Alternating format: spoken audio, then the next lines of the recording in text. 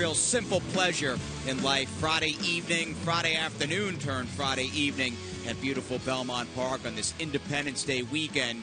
We're proud, we're patriotic, and we are high above the finish line. A few stories, few hundred feet above Big Sandy, and of course the finish line in which so many historic moments have taken place. None more important, at least of late, as American Farrer's Triple Crown victory. But it's Richard Migliore, Jason Blewett. Glad you're with us on this July 4th Eve, Mig. We had a nice card today, a good crowd on hand, and that should set us up for tomorrow's Stars and Stripes program. Yeah, perfect lead into a great program tomorrow with the Belmont Oaks, Belmont Derby, Suburban, so much more.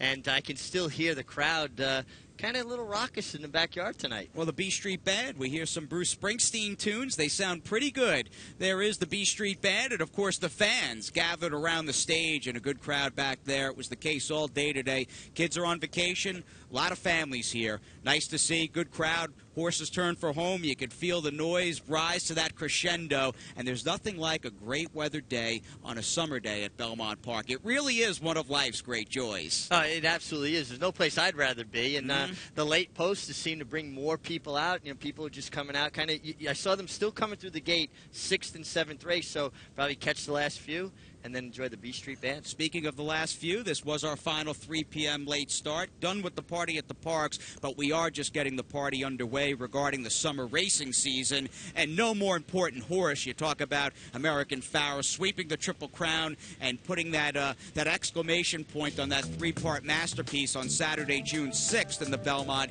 He is headed to Monmouth Park, Mig, for the Haskell in early August. Well, I don't think there's any big surprise there. We know that Bob Baffert favors that race. The racetrack favors his horse's style. His owner, Ahmed Zayed, lives in New Jersey. So I don't think anybody's really that surprised that he's going there. He can still run in the Travers, though. It's 4 weeks from the Haskell to the Travers. I really hope and pray they show up in the Spa City, because the fans there will treat him like no other. That is a racing town, and that's what it's about. And those people up there, I think, would just bring the house down. It'd be amazing to have American Farrer at Saratoga Springs. It'll be neat watching him on the simulcast monitors at the old spa as we gaze upon the field, and it's likely to be a short field. We'll see if a few brave locals take on the Triple Crown champion in the $1 Million Haskell. Now, although we await to see what they do with the Triple Crown winner, we know we're getting Untappable upstate. She'll be based in Saratoga Springs for the second consecutive summer with trainer Steve Asmussen, and last year's champion 3-year-old filly will run at least once upstate. Steve Asmussen's got a couple of potential races on the radar.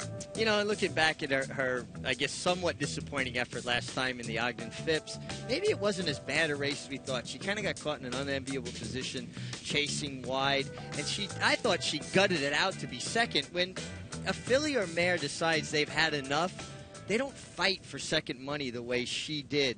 I got to think, in my mind, she's going to rebound.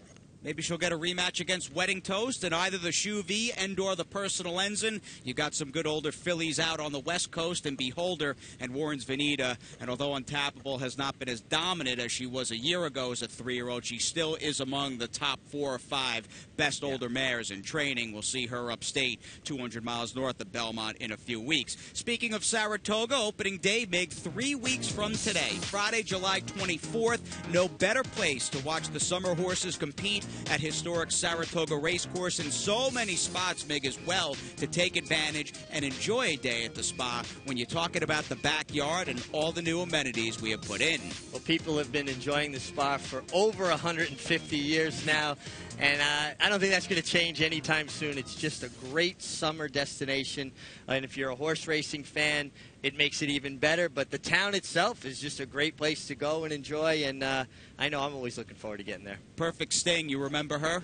Perfect Joe Sting. Orsino? Real nice filly, Adena Springs. Yeah, did her thing for Stronach Stables. Joe Orsino and Jerry Bailey, who was in the peak of his career for a good 5, 6, 7, 8 years, was the regular rider of her. We had her namesake today, and she ran well at Saratoga, winning a bunch of stakes. But the second running of the Perfect Sting is where the spotlight shone brightly, or it was the most bright on today's card. Let's see what happened. Larry Colmus with the call. Fillies and Mares on the Widener. It's Daring Cathy who goes out to take the early lead. Photo call Zendaya right there with Invading Humor on the inside. On the far outside, it's Miss Frost, and then it's Luck Now, and they're being tracked by Patsy's Holiday. Marbrose is just ahead of Emotional Kitten at the back, 7 off the lead, and the lead is held by Daring Cathy, and there goes Miss Frost alongside. Miss Frost up now to grab the lead. 23-3 was the quarter. Miss Frost by a neck. Daring Cathy on the inside second. Photo call behind them. And Photo Call is third, just ahead in front of Zendaya. Then Invading Humor fifth on the inside. Patsy's Holidays alongside of Luck Now, and they're 4 lengths behind at this stage. Marbrose content to be 6.5 lengths off the lead, and Emotional Kitten trails as they head into the far turn. It's Miss Frost and Daring Cathy. Miss Frost a neck in front after a 47 1/2 mile. Daring Cathy is second, and Zendaya is third, just to the outside of the top 2. Photo Call rides the rail in fourth as they round the far turn. Then it's Patsy's Holiday, followed by Luck Now. And Invading Humor on the inside. Marbrose is going to switch to the far outside. 6 off the lead, but she's coming now, and she's coming quickly. They're into the stretch. Daring Cathy in front. Way on the outside, Marbrose is finishing with Patsy's Holiday. They move up alongside of Zendaya. Photo Call is there, too. Emotional Kitten trying to run on from dead last. Final 16th, Daring Cathy. Marbrose on the outside. Photo Call, Emotional Kitten. Here's the wire. Very close. Maybe Daring Cathy. And a photo with Marbrose. Then Photo Call. Lone speed, it turned out. Daring Cathy, the right ride beneath Javier Castellano. And she just had enough left, Mig, to hold off a tough luck loser in Marbury Rose. He milked every last ounce of this filly, who's been extremely accomplished on the turf already. 5 wins from 7 starts for 2/3. Well, now it's 6 for 8. And just a really gritty, tough filly. I was surprised she got as easy a lead as she did.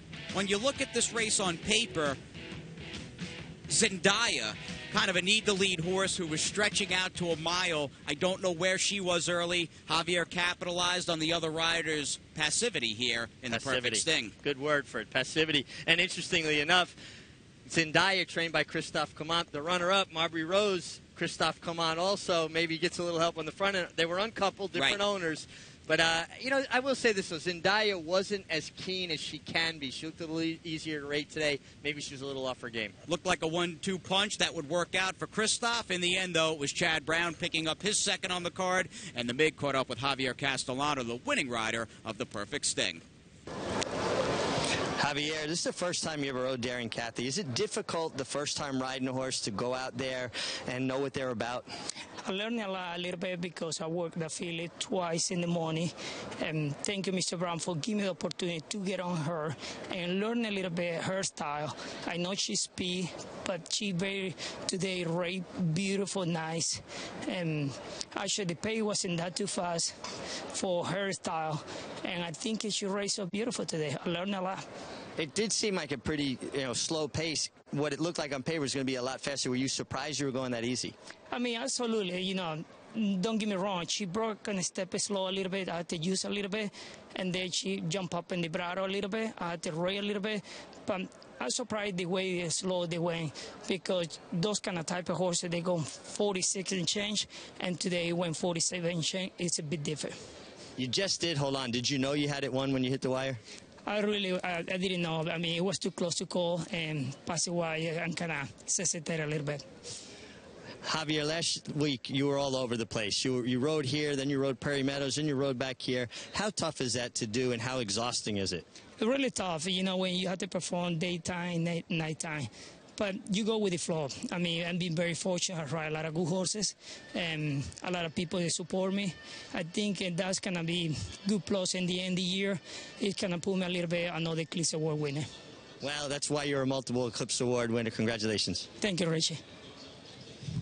And the #1 jockey in the country, purse money won. Another weekend has begun. Another stakes win for Javier Castellano. On a filly, though, Mig, that's now 7 for 10. And kind of a modest Florida-bred pedigree with her, but she's a good one. Well, I think it underscores the fact a good horse can come from anywhere, and when they've got that kind of determination, that's not something you can train into a horse. They either have that or they don't. I always talk about horses like people. She's the kind of horse that shows up and goes to work just like a real honest person. And we're here at work. We're lucky to be here at work at Belmont Park. If we can admit it, we'll take a little breather here on the show. We are back with the Pick 6 carryover and a big crowd in the backyard.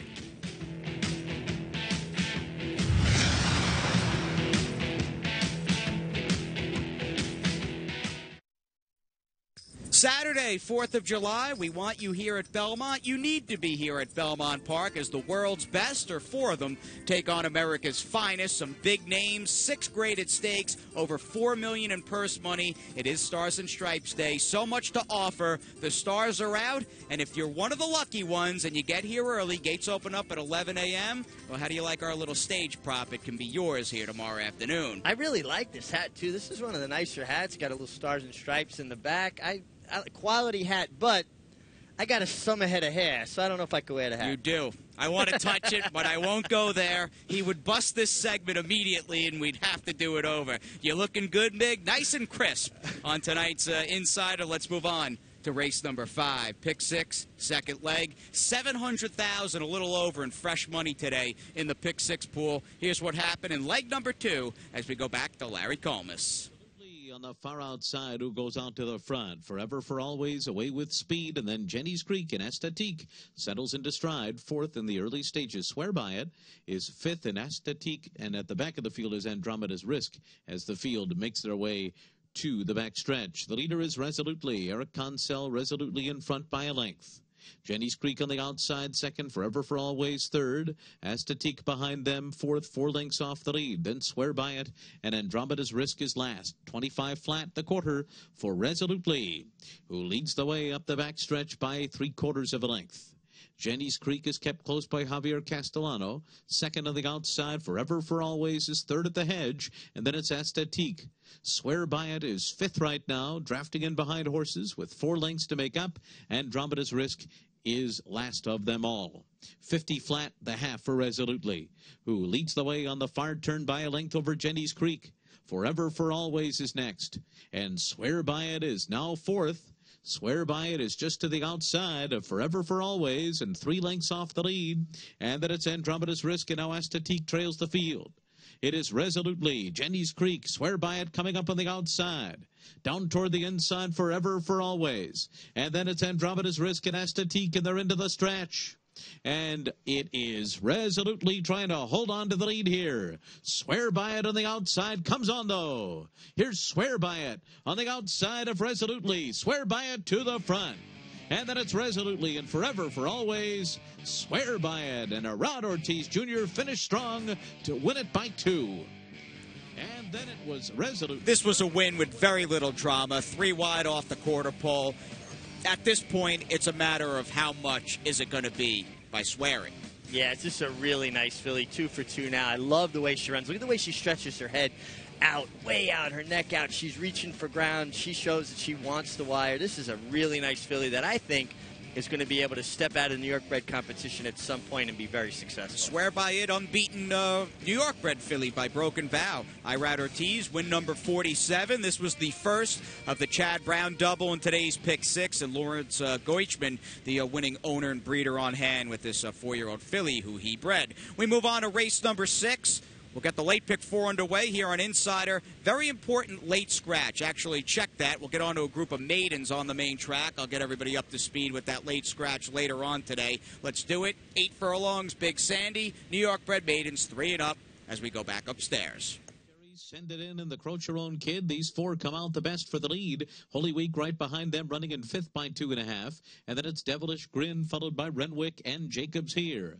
So the field races up the backstretch here, and the Crocheron Kid is taking the lead. On top, a half a length. Interior Secretary on the outside, second, and 23 flat first quarter. Send It In is third, just 2 lengths off the lead up the backstretch. Then it's Bellamy Way to the outside. Holy Week starting to drop back along the rail. Renwick is next, and then comes Devilish Grin, and far behind the field here is Jacobs here. It's the Crocheron Kid, a neck in front of Interior Secretary as they race past the opening half mile in 46 and 4/5 seconds. Interior Secretary now takes the lead. And now Bellamy Way has moved up into second. The Crocheron Kids had enough. Send It In is there on the inside. Here's Renwick 3 wide. And on the far outside, it's Devilish Grin. And these two are coming on now as they make their way to the top of the stretch. And it is Bellamy Way who has taken the lead. Bellamy Way will turn for home in front. Interior Secretary on the inside is second. And then it's Send It In, followed by Renwick on the outside and Devilish Grin. And they're coming down to the 8th pole. And Bellamy Way and Joel Rosario have a 3-length lead on Send It In. Bellamy Way in front. Send It In, 3 lengths behind in second as they come down to the wire. It's going to be Bellamy Way to win it over Send It In. And then it was Renwick and Devilish Grin. 3 winning favorites in today's Pick 6 carryover. Bellamy Way finished off a very chalky odds-on rolling double in races 5 and 6. And much like Swear By It, it's a matter of how much for this colt by Bellamy Road. Yeah, this was a real nice effort by him. He kind of got a very similar stride to his sire. Big, long, loping stride. And out of that good mare, Gumata by the Sea. Yeah, she's a daughter of Sea Hero. Nice to see a former Derby and Travers winner in the program today. There just aren't a ton of sires or broodmares currently running by Sea Hero, and she actually dropped It's a Good $10. Do you remember him? Yeah, actually I do. Yeah. I mean, all hard. He was a good one. Of course, it showed up every time. And, you know, we'd be remiss not to mention, too, a better effort by the runner-up, the 6 Send It In.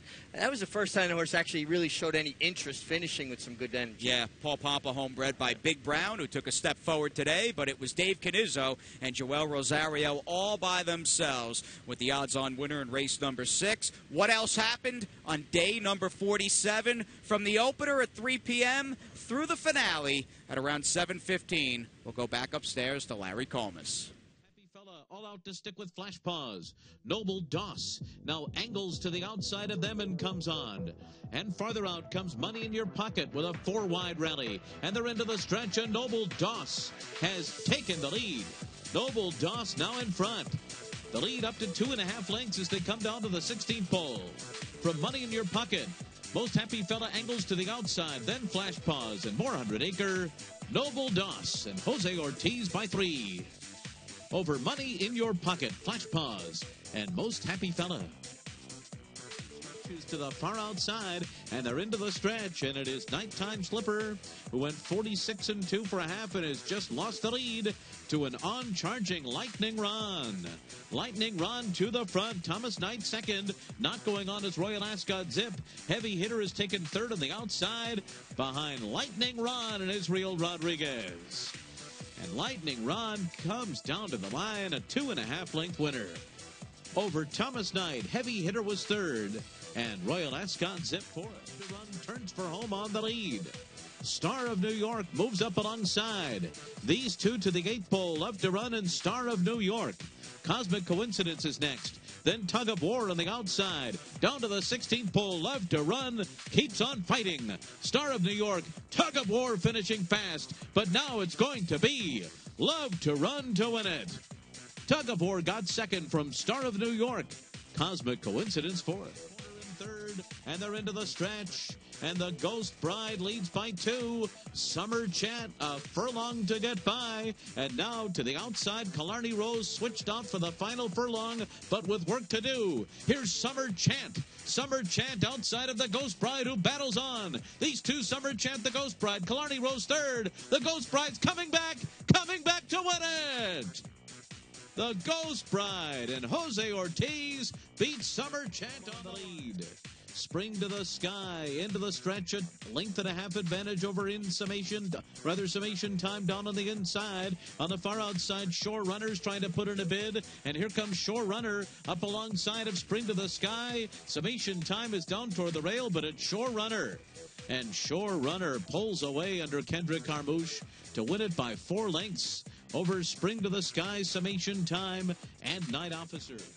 Up the rail, they're into the stretch. Bold Print, Women Win to the inside. On the far outside, it's Sing for Beauty, and they're coming into the final furlong, and it is Bold Print in front. Bold Print getting away now from Women Win. Bold Print by 2. Women Win second, a long way back to the rest. Bold Print and Javier Castellano win it by 3.5 lengths. Women Win was second, and then it was Sing for Beauty. Castellano late double. Bold Print took the nightcap. Son of read the footnotes for trainer Gary Siaka.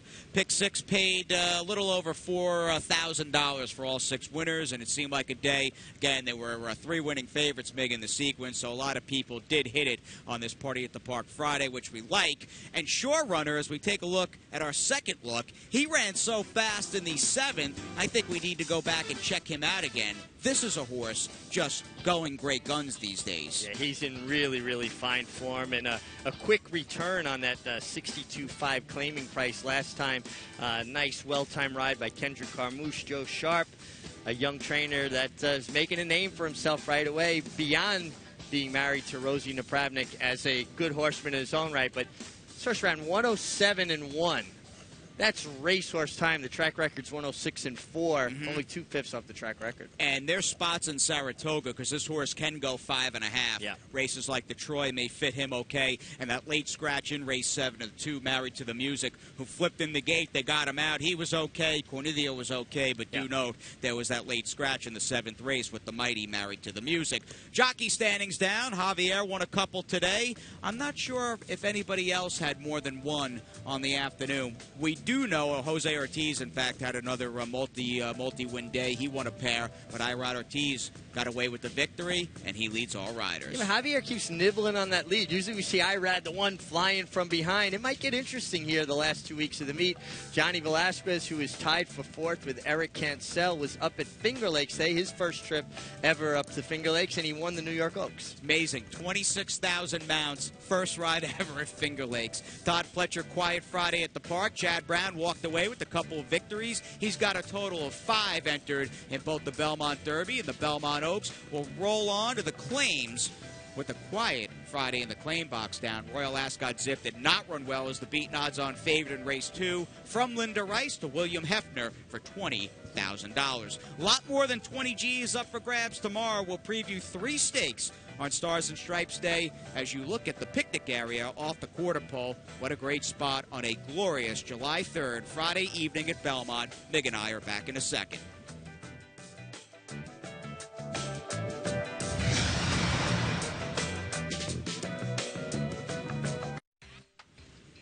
Belmont Park, the place to be after the races. Tonight with the B Street Band and tomorrow with the Grammy-nominated Switchfoot.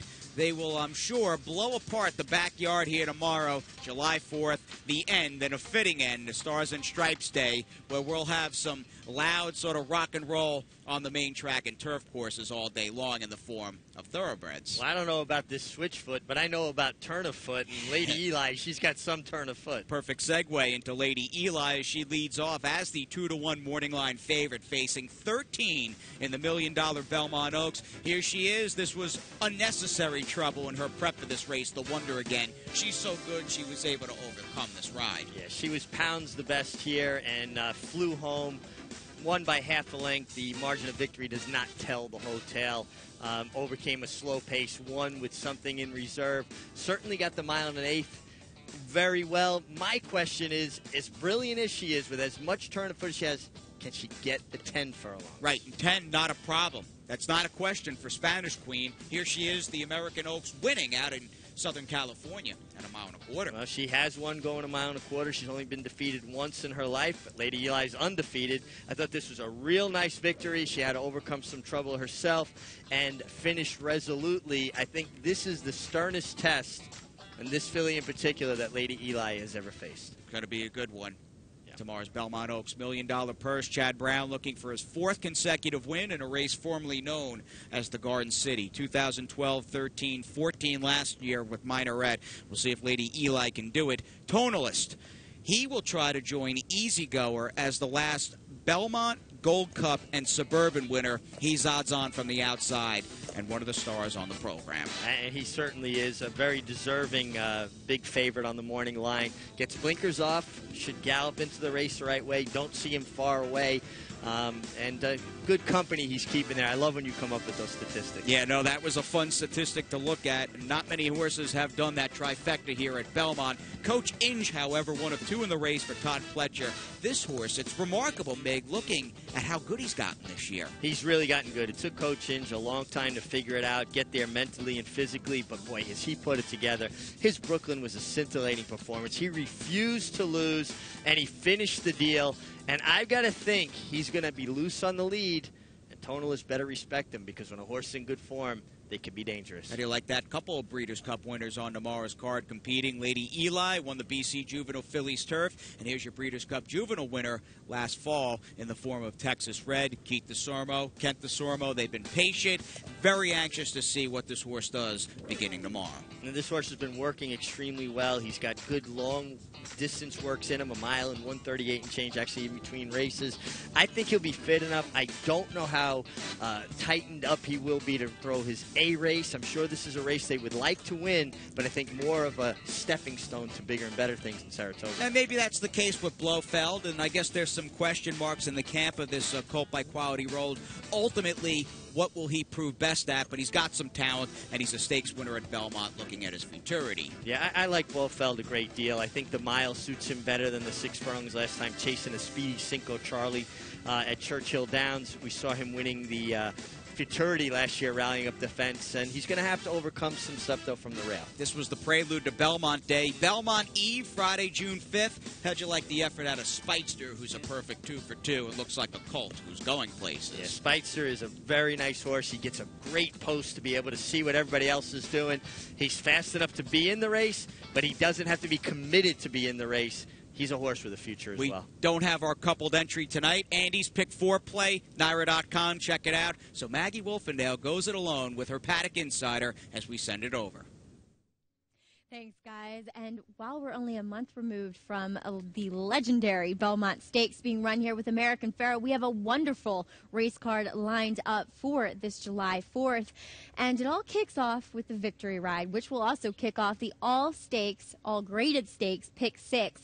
And I'll look at 2 fillies, well, namely one dropping out of the Acorn. Promise Me Silver, she looks to be tough on the rail, but one on the outside is number 6, Miss Ella. Now, Miss Ella had to break from the 11 hole last time out. She was hustled, or broke sharply, I would say, towards the lead, secured an inside spot, but then all of a sudden Promise Me Silver rushed up and challenged her and dueled her for that lead. And always being the inside horse, I feel, is so much more tough when you're setting a fast pace that obviously collapsed going a mile. She'll cut back to the 6.5 for this Victory Ride, which I think is optimal for a filly that, I must say, in the paddock, I was completely enamored with. She is lovely and beautiful, nicely put together filly who is, let's face it, at the end of the day, probably a sprinter. So it's Miss Ella, your Paddock Insider, for tomorrow's Victory Ride. Guys, back to you.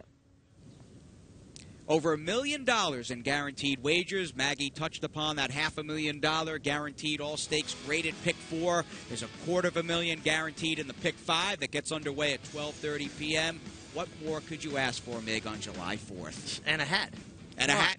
Great day. And we say to our troops, veterans of the past and troops currently serving our country, the brave men and women, thank you for everything. Stay safe, come home soon, and congratulations to the winners of today's second running of the Perfect Sting. We'll see you tomorrow for Stars and Stripes Day here at beautiful Belmont Park.